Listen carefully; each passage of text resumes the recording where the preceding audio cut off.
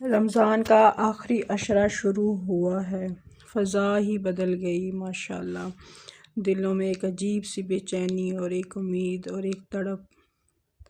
یہ وہی عشرہ ہے جس کے بارے میں صحیح بخاری میں آتا ہے کہ نبی کریم صلی اللہ علیہ وآلہ وسلم جب آخری عشرہ آتا تھا تو اپنی کمر کس لیتے تھے، راتوں کو جاگتے اور اپنے گھر والوں کو بھی جگاتے تھے۔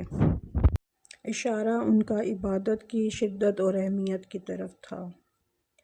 ایک رات خاموشی چھائی ہوئی تھی، سب سو رہے تھے مگر ایک بندہ جاگ رہا تھا اور ہاتھ اٹھا کر رو رہا تھا کہ یا اللہ میرے گناہ معاف کر دے، میری تقدیر بدل دے۔ کیونکہ اسے یقین تھا کہ یہ وہی رات ہو سکتی ہے لیلۃ القدر، 1000 مہینوں سے بہتر رات، جس کے بارے میں صحیح مسلم میں آتا ہے کہ جو شخص ایمان کے ساتھ اور ثواب کی نیت سے لیلۃ القدر میں قیام کرے یعنی کہ عبادت کرے تو اس کے پچھلے تمام گناہ معاف کیے جاتے ہیں۔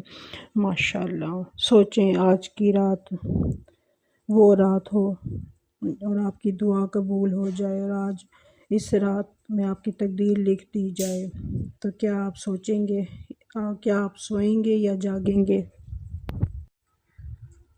آج کی رات کو ضائع نہ کریں، 2 رکعت ہی صحیح مگر دل سے پڑھیں، تسبیح کریں، قرآن پاک پڑھیں، دعا کریں اور یہ دعا ضرور پڑھیں، اللہم انک عفو تحب العفو فاعف عنی۔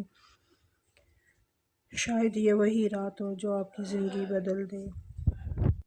رمضان کے آخر میں تھک جاتے ہیں، گھر کے کام کر کے، بچوں کو سنبھال کے اور عبادت کر کے اور روزے رکھ کے تھکاوٹ سی ہو جاتی ہے، لیکن اصل کامیابی انہی آخری دنوں میں چھپی ہوتی ہے۔ ہمت کریں، تھوڑا سا اور صبر، کیا پتہ یہ ہمارا آخری رمضان ہو۔ یہی سوچ کے ساتھ عبادت کریں تاکہ کوئی حسرت باقی نہ رہے، اتنے دل سے عبادت کریں۔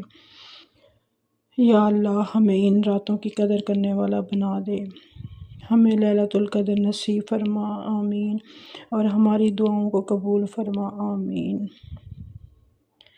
آپ کو میری ویڈیو کیسی لگی؟ اچھی لگی تو لائک، شیئر اور سبسکرائب کریں۔ شکریہ، اللہ حافظ۔